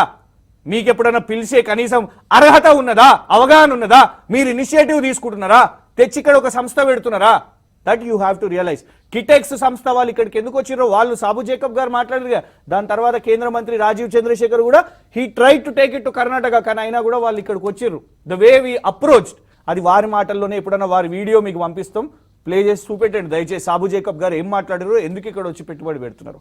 కమింగ్ టు ద పాయింట్, మేమేమంటున్నామంటే వీళ్ళ చూడండి, ఇట్స్ జస్ట్ ది ఆన్సర్. వీళ్ళు తెలంగాణకు మేము ఇన్ని ఇస్తున్నాం ప్రచారం, ఇది బీజేపీ అఫీషియల్ ట్విట్టర్ వాళ్ళు పెట్టారు వాళ్ళు ప్రచారం. తెలంగాణకు మేము ఇన్ని ఇచ్చినాము, ఇగోండి రైల్వే ప్రాజెక్ట్స్ మేము ఇన్ని ఇచ్చినాము అని వాళ్ళు ప్రచారం చేసుకుంటారు. పార్లమెంట్లో రాజ్యసభలో ఇదే క్వశ్చన్ అడిగారు. ఏ స్టేట్ వైజ్ కొంత చెప్పరా, ఏ స్టేట్కి ఎంత ఇచ్చిర్రు రైల్వే ప్రాజెక్ట్స్ అంటే first answer budget allocation is made project wise not state wise as Indian railways. ఎందుకంటే ఇంటర్లింక్డ్ ఉంటాయి, కానీ వీళ్ళ ప్రచారం చూసుకోండి. ప్రధానమంత్రి గారి ఫోటో ఇట్లా పెట్టుకొని ఇగోండి మేము తెలంగాణ గిన్ని ఇచ్చినాము. తెలంగాణలో ఉండేటువంటి లైన్స్ ఉంటాయి కదా చాలా. మేమంటున్నాం చాలా డిమాండ్స్ ఉన్నాయి. మొన్న వినోద్ గారు కూడా చాలా స్పష్టంగా చెప్పారు, ఇవన్నీ దయచేసి రావాల్సిన అవసరం ఉన్నది. వేర్ ఆర్ యూ రిప్రజెంటింగ్ అస్ అనేది. ఎందుకు వీళ్ళ రిప్రజెంటేషన్ గురించి అంటున్నా అంటే ఇగోండి బండి సంజయ్ గారి క్వశ్చన్ కాళేశ్వరం మీద, ఇక అప్పులు అని అంటున్నారు విజయ్ గారు. కోవిడ్ ఆత్మనిర్భర్ ప్యాకేజ్ స్టేట్ గవర్నమెంట్కి ఎంత ఇచ్చారు? వీళ్ళు ఏమని చెప్తున్నారు, మేము బియ్యం ఇచ్చినాం. ఎంత దారుణం విజయ్ గారు. మేము టీకాలు ఇచ్చినాం, మీరు చెప్పారు టీకాలు ఇచ్చినాం, మీరు కోవిడ్ సర్టిఫికేట్ మీద మీరు ఫోటో పెట్టుకుంటున్నారు. ఎవరు ఆపలే మిమ్మల్ని, ఎవరు తీసేయలే. మమతా బెనర్జీ గారు అన్న దాని మీద చర్చ చేసిరు, కానీ తెలంగాణ ప్రభుత్వం చర్చ కూడా చేయలేదు. పెట్టుకోండి మీరు కోవిడ్ సర్టిఫికేట్ అని. ఈవెన్ బ్రాజిల్ దేశం కూడా, ఏది మనకంటే పేద దేశం బ్రాజిల్ దేశం కూడా ఉచితంగానే ఇస్తున్నది. ఫ్రాన్స్ ఉచితంగానే ఇస్తున్నది. కెనడా ఉచితంగానే ఇస్తున్నది. బంగ్లాదేశ్ వాళ్ళ ప్రభుత్వం ఉచితంగానే ఇస్తున్నది. That is the duty of government of India. కానీ చెప్పుకునే వాళ్ళు ఉన్నారు చూడండి, వీళ్ళు ఒక్కలే మేము ఇస్తున్నాం, టీకా ఇస్తున్నాం. అరే నీ బాధ్యత భయ నువ్వు ఇవ్వడము. ఇన్ఫాక్ట్ మీకు గుర్తుంటే ఈ కేంద్ర ప్రభుత్వం చర్చ పెట్టింది, మీరు కూడా ఇస్తారా, రాష్ట్రాలు మీరు కూడా ఏమైనా పైసలు ఇస్తారా గిన్నెలా, ఒక చర్చ నడిచింది 2-3 నెలలు. అంటే సరే అయ్యా నువ్వు ఎట్లా ఇచ్చేటట్లేవు, మేము కొనుక్కుంటాంలే, మేము పోయి విదేశాల నుంచి డైరెక్ట్ ఆ కంపెనీస్ సిగ్గుపోతుందని దాని తర్వాత రియలైజ్ అయ్యారు వీళ్ళు. కొన్ని నెలల చర్చ తర్వాత 25% కార్పొరేట్ వాళ్ళు పెడతారు, 25% రాష్ట్ర ప్రభుత్వం పెడతారు. ఇవాళ ఏదో పెద్ద మేము ఉచితం ఎలక్షన్ మేనిఫెస్టోలలో పెట్టుకున్న బాపతి విజయ్ గారు వీళ్ళు బీహార్ ఎలక్షన్ మమ్మల్ని గెలిపిస్తే మేము టీకా ఉచితంగా ఇస్తాం, జిహెచ్ఎంసీలో మాకు ఓట్లు ఇస్తే ఉచితం. It is your bloody right. I will say this word. Government, every government in this world vaccination ఖచ్చితంగా ఇవ్వాలి. Medical facility government of India ఎందుకున్నది అది చెప్పుకోవడానికి. అండ్ మేము ఇస్తున్నాం. అరే ట్యాక్సులు కడుతున్నారండి, ప్రజలు ట్యాక్సులు కడుతున్నారు, రాష్ట్రాలు ట్యాక్సులు కడుతున్నారు, జిఎస్టీ పెట్టిరు మీరు. నేను మాట్లాడుతున్నది ఒకటి, నేను మాట్లాడింది ఏంటిది, నువ్వు బుల్లెట్ ట్రైన్ ఇచ్చినావు, హైదరాబాద్ మెట్రో ఇవ్వవు నువ్వు. కానీ నువ్వు కేరళ మెట్రో ఇచ్చినావు, హైదరాబాద్ మెట్రో రైల్కి నిధులు ఇవ్వవు. నువ్వు ఎస్డిఆర్ఎఫ్ గురించి మాట్లాడుతున్నావు. ఎస్డిఆర్ఎఫ్ రాజ్యాంగం ఏర్పాటైనప్పటి నుంచి వెన్ ఎవర్ దట్ ఈ డిజాస్టర్ అనేది మొత్తం అది అయిందో, by devolution of funds SDRF కి వస్తుంది. What I asked you clearly my dear friend is NDRF funds లో ఎందుకు తెలంగాణ లిస్టులో లేదు? మిగతా రాష్ట్రాలు అన్ని ఉంటాయి, every god damn state is there, 16 states including your Uttar Pradesh, Gujarat, Karnataka, every state is there. Why తెలంగాణకి 0 ఉందని నేను నేషనల్ డిజాస్టర్ ఫండ్ లో అడిగినాను. నేను దానికి సమాధానం లేదు. ఇంకా చాలా ఉన్నాయి. విద్య గురించి మాట్లాడారు, వీళ్ళ స్కీమ్స్ పేర్లు చెప్తాను నేను. ఇది బండి సంజయ్ గారే అడిగారు విజయ్ గారు, ప్రజలకు తెలియాలి. బండి సంజయ్ గారు క్వశ్చన్ అడుగుతారు, కొంత నెగిటివ్ ఉంటే దాన్ని బయట ప్రచారం చేయరు. ఇగోండి ఒక ఉదాహరణ చెప్తా. National Safai Karmachari finance and development corporation, ఎన్ని సున్నాలు ఉన్నాయి చూడండి, 00000 గిన్ని గుండు సున్నాలు కనబడుతున్నాయి. ఇంకా doctor Ambedkar medical aid scheme, ఇది కేంద్ర ప్రభుత్వ పథకాలు, మనం పేర్లు కూడా వినం ఎందుకంటే పైసలు రావు కదా. 000. రాష్ట్రీయ వయోశ్రీ యోజన, అన్ని సున్నాలే. ఇంకా ప్రధానమంత్రి ఆదర్శ్ గ్రామ్ యోజన అంట, ఇది ఏందో మరి. ప్రకాష్ రెడ్డి గారు చిన్న బ్రేక్ తీసుకొని మాట్లాడదాం మనం. మీరు సిద్ధంగా అండి, అన్ని జీరోలు ఉన్నాయి అంటున్నారు. Welcome back. ప్రకాష్ రెడ్డి గారితో మాట్లాడదాం. ప్రకాష్ రెడ్డి గారు, కృష్ణ గారు ఇందాక చాలా చూపించారు, అన్ని జీరోలు ఉన్నాయన్నమాట. సార్ నేను ముందు సఫాయి కర్మచారి కమిషన్ అనేది అది బడ్జెటరీ ప్రోగ్రామ్ కాదు సార్. సఫాయి కర్మచారి కమిషన్ అనేది ఎస్సీ కమిషన్ లాంటిదే, ఎస్టీ కమిషన్ లాంటిదే, బీసీ కమిషన్ లాంటిదే, మైనార్టీ కమిషన్ లాంటి కమిషన్. దానికి కొన్ని టైమింగ్స్ ఉన్నాయి. ఆ టైమింగ్స్ అయిపోయినాయి కాబట్టి మళ్ళీ సఫాయి కర్మచారి కమిషన్ మళ్ళీ పునరుద్ధరించి 3 రోజుల కింద 4 రోజుల కింద కేంద్ర ప్రభుత్వం నిర్ణయం తీసుకుంది, కొత్త కమిషన్ అపాయింట్ అవుతుంది. దానికి ప్రత్యేక నిధులు అనేవి కేంద్రం నుంచే ఉంటే డైరెక్ట్ గా సఫాయి కర్మచారి అనేది దేశం అంతా కూడా పనిచేస్తుంది. ఫ్యాగ్ అనేది ఏంటంటే సంసద్ ఆదర్శ గ్రామ యోజన అనేటువంటి ప్రోగ్రామ్ కింద పార్లమెంట్ నుంచి అర్బన్ ఏరియాలో ఉన్నటువంటి మినిస్టర్స్, పట్టణ ప్రాంతాల్లో ఉన్నటువంటి ఎంపీలు ఒక గ్రామాన్ని దత్తత తీసుకొని ఆ గ్రామంలో. ప్రకాష్ రెడ్డి గారు మ్యూట్ అయింది చూడండి ఒకసారి. ప్రకాష్ ఓకే, క్లియర్ అయిందా? 14 ఆదర్శమైనటువంటి కార్యక్రమాలను వాళ్ళు తీసుకోవాలని అంటే రాసి ఉంది. అది కూడా మా కిషన్ రెడ్డి గారు 2 గ్రామాలు తీసుకున్నప్పుడు నేను కూడా గ్రామానికి 4 సార్లు పోయి అక్కడ మెడికల్ క్యాంప్ పెట్టి మిగతా కార్యక్రమాలు నేనే ప్రత్యక్షంగా పరిశీలి చేశాను. సంసద్ ఆదర్శ గ్రామ యోజన గ్రామాన్ని మన సచిన్ టెండూల్కర్ రాజ్యసభ ఉన్నప్పుడు నెల్లూరు జిల్లాలో గ్రామాన్ని తీసుకున్నాడు. దాని కాన్సెప్టే వేరు, దానికి రాష్ట్ర ప్రభుత్వ నిధులకు ఏం సంబంధం లేదంటే అది చాలా క్లియర్. గ్రామాలు ఉన్నటువంటి ఎంపీలు అయితే గ్రామాల వాళ్ళ నియోజకవర్గాలు తీసుకుంటారు, పట్టణంలో ఉన్నటువంటి ఎంపీలు మాత్రమే గ్రామాన్ని ఆదర్శం తీసుకోవాలని సాగే కార్యక్రమం. దానికి ప్రత్యేకమైన నిధులు ఉండవు. అది రాష్ట్ర ప్రభుత్వం కొన్ని గైడ్ లైన్స్ ఇక్కడ వాళ్ళు మోటివేట్ చేయడం కోసం వచ్చే గైడ్ లైన్స్ కాదు, అంతవరకు అర్థం చేసుకోవాలి. నెంబర్ 2, వాళ్ళు వ్యాక్సిన్ గురించి అడిగారు కాబట్టి బంగ్లాదేశ్, భూటాన్, నేపాల్ అన్ని కూడా పేర్లు చెప్పారు. బంగ్లాదేశ్ అంటే పెద్ద దేశం కూడా. ఆశ్చర్యకరం విషయం ఏంటంటే విజయ్ గారు, ఈ అన్ని దేశాలకు భారత ప్రభుత్వం ఫ్రీగా వ్యాక్సిన్ పంపించింది. బంగ్లాదేశ్ కు, శ్రీలంకకి, మయన్మార్ కి, ఇండోనేషియా కొంత పాటు, బంగ్లాదేశ్ కి, నేపాల్ కి భారత ప్రభుత్వమే ఉచితంగా టీకాలు పంపించింది. అదే కాదు 30 దేశాలు ఫ్రెండ్లీ అంటే ప్రపంచంలో ఉన్నటువంటి మిత్ర దేశాలకు 30 దేశాలకు ఫ్రీగా వ్యాక్సిన్ పంపించింది. 132 దేశాలు దాంట్లో మనం పంపించాల్సిన దాంట్లో ఉన్నాయి. మళ్ళీ అడుగుతున్నారు, కొంటామని అడుగుతున్నారు. ఇది అందుకోసం బంగ్లాదేశ్ ఫ్రీగా ఇచ్చిందంటే వాళ్ళు కొనేమి ఇవ్వాలి, భారత ప్రభుత్వం ఫ్రీగా పంపించింది. అది అంతర్జాతీయమైన ఒప్పందం అంటే మనకు ఫ్రెండ్షిప్ తో పంపించినటువంటి అంశం. కాబట్టి అచ్చా నేను ఈ సందర్భం గుర్తు చేస్తాను, బంగ్లాదేశ్ అంతా ఉచితంగా ఎందుకు ఇచ్చిర్రు అంటే భారతదేశం పంపించింది అని. ప్రకాష్ రెడ్డి గారు ఏంది ప్రకాష్ రెడ్డి గారు అసలు మీరు చెప్పేదాంట్లో? కొన్ని దేశాలకి కొంత Yes. శాతం ఎందుకంటే ఇంటర్నేషనల్ రిలేషన్షిప్ ఇచ్చారు కదా. అనేది అసలు ఫస్ట్ ఆఫ్ ఆల్ మనము సెంటర్ స్టేట్ గురించి Okay. మాట్లాడుతున్నప్పుడు ఫండ్స్ గురించి మాట్లాడుతున్నప్పుడు టీకాల చర్చ రావడం అనేది it is below the belt politics. It is your duty. Vijay గారు అక్కడికి వస్తున్నా. మీరే మాట్లాడండి. టిఆర్ఎస్ నాయకులు పోయిన సంవత్సరము మన దగ్గర భారతదేశం మొత్తం మీద 2వ వేవ్ తీవ్రంగా ఉన్న రోజులలో మన టీకాలను విదేశాలకు పంపుతారండి. మీ దగ్గర రికార్డు ఉంటే విజయ్ గారు, మీ ఛానల్ కూడా చర్చ జరిగి ఏం పంపిస్తారా? ఏమనుకుంటున్నారు బీజేపీ? ఏం మజాకులు చేస్తున్నారు? కేంద్ర ప్రభుత్వం మోడీ ఏమనుకుంటుండో భారతదేశంలో ఇదే స్వదేశీ అంటే ఇదా భారతదేశం మీద ప్రేమ అంటే విపరీతమైన ఆరోపణలు చేసినటువంటి, మామూలు ఆరోపణలు కాదు, అసలు ఒంటి కాలు మీద లేచినటువంటి పార్టీ ఉందంటే టిఆర్ఎస్ పార్టీ. ఎందుకు చెప్తున్నా అంటే బంగ్లాదేశ్ లో కరోనా అంటే భారతదేశానికి వస్తుంది. ఇప్పుడు సౌత్ ఆఫ్రికా ఒమిక్రాన్ వచ్చింది, సౌత్ ఆఫ్రికాలో వ్యాక్సినేషన్ కాలేదు కాబట్టి ఒమిక్రాన్ ప్రపంచానికి వచ్చింది. ఈ అవగాహన రాష్ట్ర ప్రభుత్వాలకు కూడా ఉండాలి, ఈ రాష్ట్ర ప్రభుత్వానికి ఉండాలి. టెస్లా గురించి అడిగారు కాబట్టి నేను చాలా క్లారిటీ చెప్తున్నా విజయ్ గారు. మళ్ళీ అందుకోసం 132 దేశాలు కూడా మనం వ్యాక్సిన్ ఇస్తున్నాం కాబట్టి నేను గుర్తు చేసి చెప్తున్నా, అది ప్రజల కోసం గుర్తు చేసిన నేను. అది టెస్లా కంపెనీ గురించి నేను క్లారిటీ ఇస్తాను. టెస్లా కంపెనీ నేను మ్యానుఫ్యాక్చరింగ్ యూనిట్ పెడతా అని చెప్పి ఆయన అడగట్లేదు. ఆయన 60% ఒక స్లాబ్ ట్యాక్స్, 100% ఒక స్లాబ్ ట్యాక్స్ ఉన్నాయి. మా అమెరికాలో తయారైనటువంటి కార్లను మీరు ట్యాక్స్ ఎగ్జామ్షన్ ఇవ్వండి, ఎందుకంటే బ్యాటరీ కార్లు కాబట్టి నేను ఇండియాలో సప్లై చేస్తాను అంటే, అట్లా కాదు బాబు, నువ్వు మ్యానుఫ్యాక్చరింగ్ పెడితేనే నీకు ట్యాక్స్ ఎగ్జామ్షన్, లేకపోతే ఉండదు. ఎందుకంటే భారతదేశంలో ఉత్పత్తి చేసేటువంటి మ్యానుఫ్యాక్చరింగ్ ఇండస్ట్రీ ఉత్పత్తిదారులు వస్తున్నారు కాబట్టి వాళ్ళకి ఇవ్వాల్సినటువంటి నీకు ఇస్తే వాళ్ళు పూర్తి కట్టుకోలేరు. ఇక్కడ ఉత్పత్తి జరగాలి, అది make in India concept, make in India guide lines, కాబట్టి దాన్ని మేము వైలేట్ చేయలేమని చెప్పి వాళ్ళకి ఆల్రెడీ చెప్పినారు. చెప్పితే తర్వాత వచ్చినటువంటి ట్వీట్కు స్పందించినటువంటి, అది కర్ణాటక ప్రభుత్వం స్పందించిందా, కేరళ ప్రభుత్వం స్పందించిందా, తెలంగాణ, మధ్యప్రదేశ్ ఏ రాష్ట్రం స్పందించిందా నేను ఇంపార్టెంట్ గా చెప్పలేదు. నేను విషయం జరిగింది, అవగాహన ఉండాలని చెప్పిన, అంతకంటే వేరే ఏం చెప్పలేదు. నెంబర్ 3, రైల్వే ప్రాజెక్ట్స్ గురించి స్పెషల్ గా అడిగారు కాబట్టి మళ్ళీ నేను క్లారిటీ చెప్తున్నా.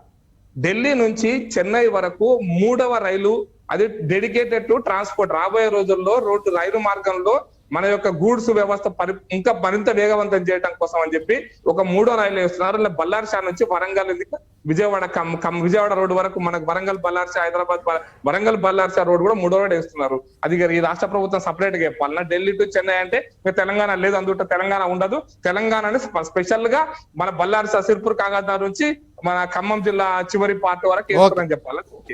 ఏమని చెప్పాలి? రైల్వే లైన్స్ విషయంలో మీరు అన్నట్టుగా ఇంటర్లింక్ ఉంటాయి కాబట్టి ఓకే. పర్టికులర్ గా ప్రకాష్ రెడ్డి గారు పర్టికులర్ గా ఇప్పుడు అట్లాగే ఉంటాయి. హైవేస్ కూడా ఇప్పుడు గోల్డెన్ క్వాడ్రాంగిల్ లో జమ్మూ, కన్యాకుమారి నుంచి జమ్మి తావి వరకు, హైదరాబాద్ నుంచి పోతూ నాగపూర్, భోపాల్ నుంచి ఒక హైవే పోతున్నది. ఈ హైవే కనుక ఇక్కడ ఆగింది అనుకోండి, ఆగింది కూడా కదా. శంషాబాద్ నుంచి మేడ్చల్ వరకు 10 ఏళ్ళు ఆగింది కదా గత ప్రభుత్వం కాలంలో కూడా. ఇప్పుడు అక్కడక్కడ ఒక 1/2 కిలోమీటర్, 1/4 కిలోమీటర్ ఇప్పుడు ఆగింది కదా. నేను ఎందుకు చెప్తానంటే, ప్రకాష్ రెడ్డి గారు ఎందుకు అనుకుంటారు మీరు ఇట్లా రోజువారీగా, విభాగాల వారీగా, శాఖల వారీగా లెక్కలు తీస్తా ఉంది టీఆర్ఎస్? ఇందాక ప్రస్తావించాను ఎన్ని లేఖలు, రోజువారీగా లేఖలు వస్తున్నాయి. ఎక్కువగా ఆర్థిక శాఖ మంత్రి గారికి వెళ్తున్నాయి, పట్నాభివృద్ధి శాఖ వెళ్తున్నాయి, ఇంకా 2 డిపార్ట్మెంట్ చెప్తా. స్కిల్ డెవలప్మెంట్, తెలంగాణ యువతకు స్కిల్ వద్దు.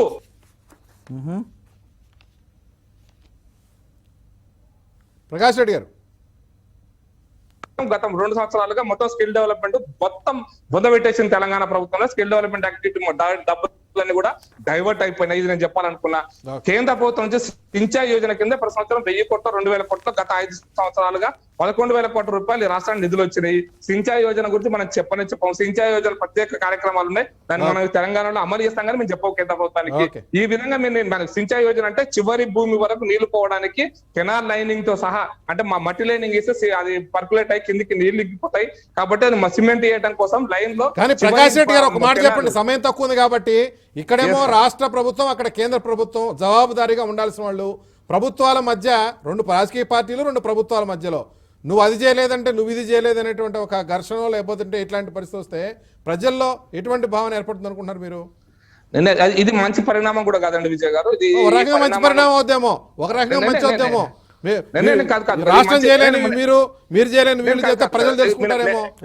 2 రాజకీయ పార్టీలు, 2 ప్రభుత్వాలు చేసినటువంటి మంచి చేసుకోవడానికి ప్రజలకు ఒక అవకాశం అనుకోవచ్చేమో. నేను బీజేపీ నాయకుడు చెప్తున్నా, ఇది మంచి పరిణామం కాదు. కేంద్ర రాష్ట్ర ప్రభుత్వాలకు పార్టీలుగా టీఆర్ఎస్ పార్టీ బీజేపీ కొట్టాడుకుంటుంది, అది వేరే విషయం. కానీ ప్రభుత్వం ఇన్వాల్వ్మెంట్ గా కేంద్ర రాష్ట్ర ప్రభుత్వాలు భారత రాజ్యాంగం 26 జనవరి మనం జరుపుకుంటున్న నేపథ్యంలో రెండు ప్రభుత్వాలు కూడా వీలైనంత ఎక్కువ కేంద్ర రాష్ట్ర ప్రభుత్వం ప్రతిపాదన పంపాలి, కేంద్రం అవకాశం ఉన్నటువంటి అనుకూలం ఉన్నటువంటి ప్రతి ప్రతిపాదన కూడా ఓకే చేయాలి. కేంద్ర రాష్ట్ర ప్రభుత్వాలు. ఓకే ప్రకాష్ రెడ్డి గారు, సమయం తక్కువ. మీరంటగా రాజకీయ పార్టీలుగా ఘర్షణ వైఖరి ఉండొచ్చేమో కానీ కేంద్ర రాష్ట్ర ప్రభుత్వాలుగా ఘర్షణ వైఖరి కలిసి ఉండాలి, ప్రభుత్వాలుగా కలిసి ఉండాలి. ఎందుకు ఈ మధ్య కాలంలో ఇటువంటి ఒక ఘర్షణ వాతావరణం ఎదుర్కొంటా ఉంది? రాజకీయాల కోసం ప్రకాష్ రెడ్డి గారు, ఒకటి ఘర్షణ వాతావరణం ఎందుకంటే చూడండి, మేమైతే చెప్తున్నాము, లెక్కలతో సహా చెప్తున్నాము, వారు చెప్పిన దానికే నేను చెప్తున్నాను. ఇట్లానే రాష్ట్రంలో ఉన్న పథకాల గురించి వాటి గురించి కూడా ఈ పార్టీలు చేయనివ్వండి, తప్పులేదు, దే హ్యావ్ ఎవ్రీ రైట్. మేమేమంటున్నాం ఇప్పుడు స్కిల్ డెవలప్మెంట్ 11,000 కోట్లు, ఇది బండి సంజయ్ గారు అడిగిన క్వశ్చన్ పార్లమెంట్లో చెప్పిన సమాధానం. స్కిల్ డెవలప్మెంట్ కింద national backward classes finance development corporation సున్నాలే ఎక్కువ కనబడతాయి, మీకు పెద్ద పెద్ద సున్నాలు. లోక్సభలో వాళ్ళు అడిగే క్వశ్చన్కి ఆన్సర్స్ వారు ప్రొఫెసర్ల గురించి చెప్పారు. పిహెచ్డి ప్రొఫెసర్లు లేదు, నేను పిహెచ్డీనండి, నేను ఇప్పుడు చదువుతున్నా, ఇంకా నాకు ప్రొఫెసర్ ఉన్నారు, పిహెచ్డి కూడా ఉన్నది. మేమేమంటున్నా అంటే ఈ సగం నిజం ఎందుకు చెప్తారు? యూజీసీ అన్ని యూనివర్సిటీస్కి లేఖ రాసింది రిక్రూట్మెంట్ ఆపేయండి అనే విషయం ఎందుకు చెప్తలేరు? కేంద్ర ప్రభుత్వం విశ్వవిద్యాలయాలు పక్కకే మనకు హెచ్ఈ ఉన్నది, మొత్తం దేశంలో ఉన్న విశ్వవిద్యాలయాలు ఎంత వేకెన్సీలు ఉన్నాయో పార్లమెంట్ లో చెప్పారు కదా. మీ పోరాటం చెప్పండి, కేంద్ర ప్రభుత్వం మీద బీజేపీ మీద? రాష్ట్రంలో బీజేపీ ప్రధాన ప్రత్యామ్నాయం అవుతుందా వచ్చింది అనేటువంటి ఒక చర్చ జరుగుతుంది కదా. 6 నెలలకు ముందు ఇటువంటి వాతావరణం లేదు కదా. నల్లికుంట్లలో లెక్కున్న కేంద్రంలో కూర్చున్న బీజేపీ ఇది. మమ్మల్ని ప్రశ్నలు అడగొద్దు, మమ్మల్ని అడుగుతారా? మీరు అన్నీ అన్నారండి, మీరు అన్నీ అన్నారు, మీరు దౌర్జన్యం అన్నారు, దుర్మార్గ పాలన అని అన్నారు, మీరు మస్తు మాట్లాడారు. నేను ఇప్పుడు వాడుతున్నా. నేనేమంటున్నా అంటే వీళ్ళు ప్రశ్నలు అడుగుతారంటే మేము సమాధానం చెప్పాలి. ఫోన్లో మేమేందండి ఉండేది? తెలంగాణకు నువ్వేం చేసినావు? ఇవ్వండి అప్పుల గురించి అంటారు కదా, నీ పార్లమెంట్ మిమ్మల్ని బోన్లో పెడతానన్నారు ఆయన. అంటే బోన్లో పెట్టాలి క్వశ్చన్ చేయటం హాఫ్ మినిట్ లో నేనేమంటాను, రాజకీయంగా వాళ్ళు ప్రశ్నిస్తే సమాధానం చెప్పడానికి మేము ఉన్నామండి. కానీ భౌతిక దాడులు చేస్తే దాని పరిణామం చాలా తీవ్రంగా ఉంటుంది. ఇటువంటి పని చేయకండి. ఒకటి రిక్వెస్ట్ ప్రకాష్ రెడ్డి గారు, దయచేసి భౌతిక దాడులు అనేవి ఈ ఒక్కటి నేను అడ్రస్ చేయలేదు, సరికాదు. అక్కడ బెంగాల్ పోయినప్పుడు వీళ్ళు ఇట్లనే చేసారు. ఇది ఒక కైండ్ ఆఫ్ ప్రొవోకేటివ్ స్టంట్. మమ్మల్ని కొడుతున్నారు, మమ్మల్ని చంపుతున్నారు. ప్రధానమంత్రి గారు అదే డ్రామా, అందరు నడ్డా గారు అదే డ్రామా, బండి సంజయ్ గారు ఎందుకు తలకాయ గోడకి ఎందుకు గుద్దుకున్నారండి? తలకాయ ఎందుకు కూడా గుద్దుకున్నారు? దాని తర్వాత మీరు గమనించండి, జైలు నుంచి బయటికి వచ్చినాక పోలీసులు నా మీద దాడి చేయలేదు, పోలీసులు నన్ను కాపాడారు అని ఇదే బండి సంజయ్ గారు అన్నారు. వీళ్ళేమో పోలీసు కొట్టుకున్నారు. అంటే ప్రొవోకేషన్ అనేది ఏదో చూపెడుతున్నారు వీళ్ళు. ఏంటిదండి మొగాడ మధ్యలో ఎందుకు వచ్చిరండి? ఏం మాట్లాడుతున్నారు? ప్రకాష్ రెడ్డి గారు, డెఫినెట్ గా కేంద్రం ఏం చేయలేదో మీరు ఎక్స్పోజ్ చేయండి, రాష్ట్రం ఏం చేయలేదో. హ్యాపీ రిపబ్లిక్ డే ప్రకాష్ గారు. కేంద్రం ఏం చేయలేదో టీఆర్ఎస్ ఎక్స్పోజ్ చేస్తా ఉంది, రాష్ట్రం గురించి మీరు ఎక్స్పోజ్ చేయండి. ప్రజలకి నేను ఇందాకన్నట్టుగా ఘర్షణ వైఖరి సరికాదు, కానీ ఎవరెవరు ఏమేం చేయలేదు, ఏ పథకాల్లో ఎంతెంత డొల్లతనం ఉంది రాలేదో ఈ విషయం ప్రజలకు తెలియటం అయితే మంచిదే. ఇది ఒక మంచి చర్చగా జరిగి దాన్ని రాబట్టేటువంటి ప్రక్రియలో భాగంగా కనుక జరిగితే మంచిది అవుతుంది. చూద్దాం. Thank you very much Prakash Reddy గారు, కృష్ణ గారు చర్చలో పాల్గొన్నందుకు. ఇది రోజు న్యూస్ క్యాన్, రేపు న్యూస్ క్యాన్ మళ్ళీ కలుద్దాం.